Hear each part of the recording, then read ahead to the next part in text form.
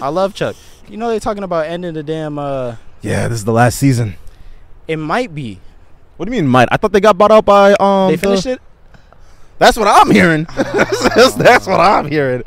Is it because Charles won't come back for a different network, or it's more about the other folks that's trying the NBC contract? Yeah, it's NBC that's trying to buy them out.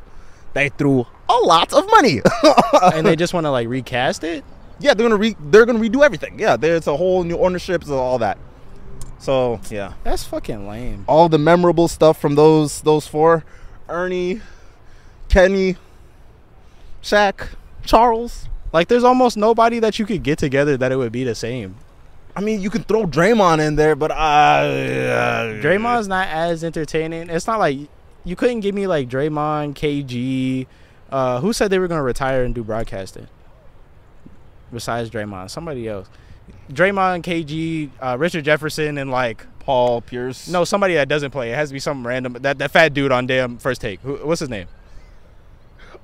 Big ass. Oh my god, dude. Oh my. I think his name Mike something, right? Yeah. He was an athlete though. That big ass. He's so big, bro. He's built like Wario.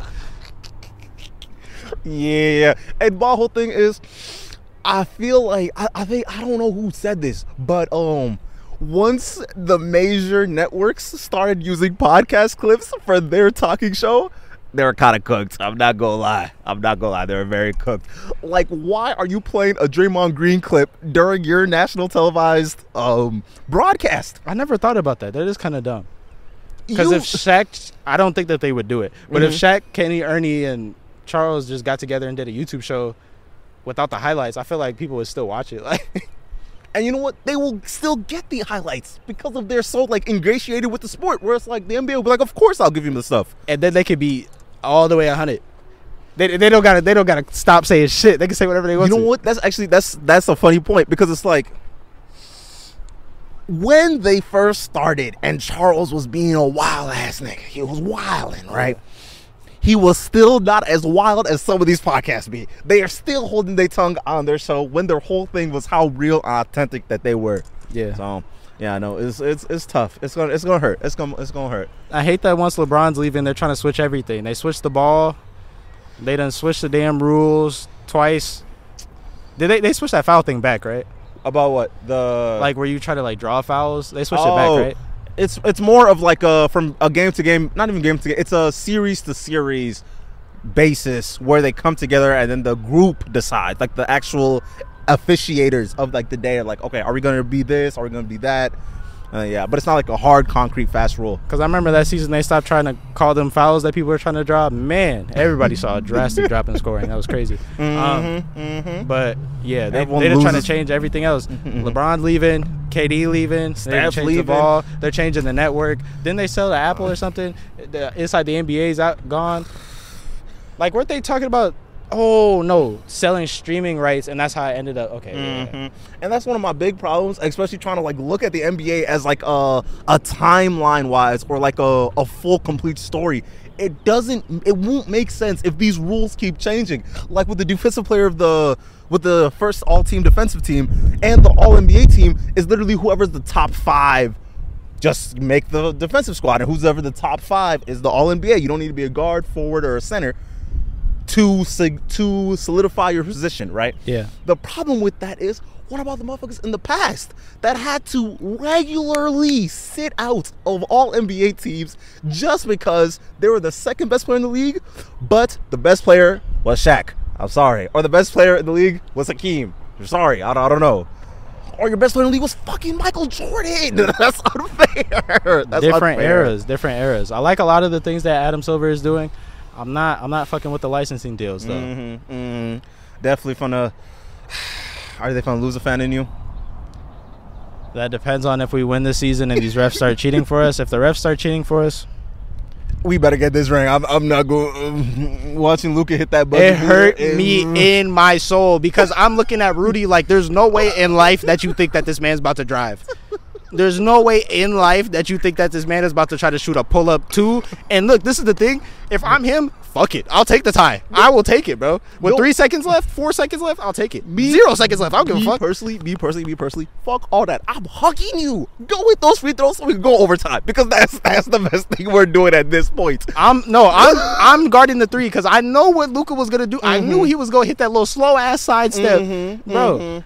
That was the easiest guard that he ever had to do. He's trying to go back guard him because he go drive to the basket. I'm Nas. Yo, you got to pick that up, bro. I don't care if he swings it. Let him get the 2. I don't care. Bro, my whole thing is once they switched, I didn't notice this at first, but when I watched the replay, I'm like, why did y'all rotate like that? That was a wrong rotation. First of all, they should have never had Rudy guarding him. That should have never happened. He should have been on the court. He shouldn't have been on the court. He should have sent his big ass down next to Karl Anthony Towns. Almost anybody else would have been better. Give me Mike Conley almost. Like, damn. If it was Mike Conley, that means he has to get laid. He was just going to have to be bigger than him. But no, just I don't know why they switched Jaden McDaniels off of him just for the last, like. It was a pick. It was a pick. They got NAW off him. Nikhil Alexander Walker. The switch was the problem. But my whole thing is, when he switched, he should have sprinted. Nas should have went to the corner and like bolted, and then what's his face? Anthony Edwards should have played the pass and the drive and then called it a day.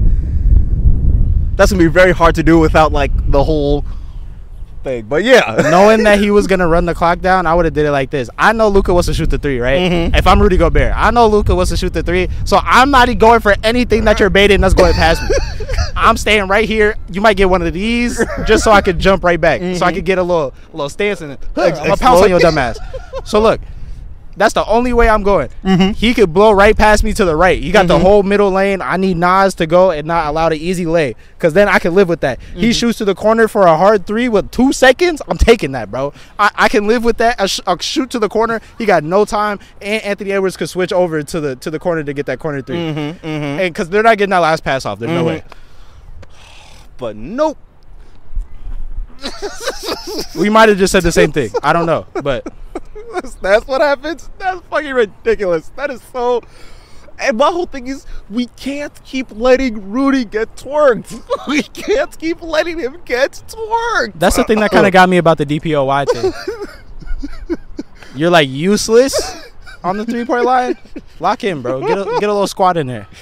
Swivel your hips, bro. I'm sorry. I don't know. It's like, bro. But he's only good in the paint. I felt like you should be good on the 3-point line too. That shit made me sad, because once the ball left his hand, I'm like, oh, we're cooked, huh? Yeah, we're cooked. It hurts my feelings, but I think we might just have to wait till next year, because this isn't Anthony Edwards. I don't think he's going to lock in. Well,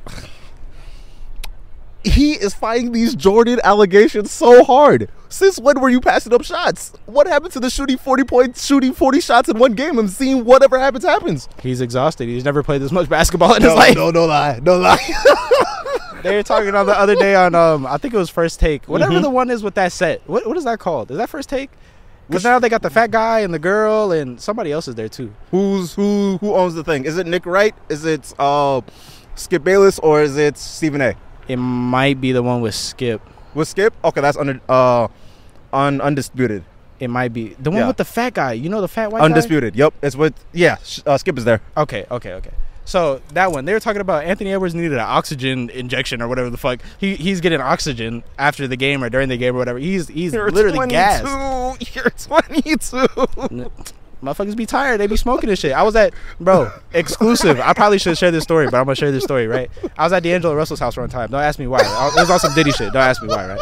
So, no, for real. Listen. Okay. So I'm at his house on some Diddy shit, right? Okay. And we outside the door. Damn, it smell like hella fucking gas. I'm outside this thing. House. It smell loud as fuck. So niggas really be gassing this shit. So he might just be, living that regular life like he was living, balling out, smoking blunts after they game, celebrating. Lay off the weed. If this is why I cannot yell out, it's a parade in my city, please, I'll pay for the gas. Stop it. But yeah, no, we're about to do this thing that happens every single year, where we think we're gonna do it, and then just game after game. Here's the thing: it has to happen at some point, because all our teams are good right now. Somebody has to just get that one little like fuck up where somebody makes a major mistake, like a JR kind of mistake, or a ref messes up. Something has to happen. Bro, honestly, speaking of mistakes, once Ed threw the ball away, I was like, oh, we're losing this game, huh? Keep in mind we're up 10 points. I'm like, no, we're losing it. Yeah. When we had 20 in the second, I knew it was done. When we were up 20 in the second, I knew it was over. We were gonna lose because it's either you beat them by 50 or you're losing that lead. Literally, you beat them by 30, 40, 50, or they will catch up by the end of the third. I don't know how it happens all the time. I feel like it's too much of a cushion to the point where it's like if you miss one rotation, you're gonna miss the second one, and they're gonna score, and they're gonna miss again, and they're gonna score, and also a 50-3 run, and now you're just looking around to your teammates like, what happened to us being the best defensive team of all time? No, they're a good defensive team. They're just making really, really, really, really stupid offensive choices. Yeah, that's what they're saying in the beginning of the season too, where their defense was all worldly, but then when the O came, the O was oh no. We're up 20.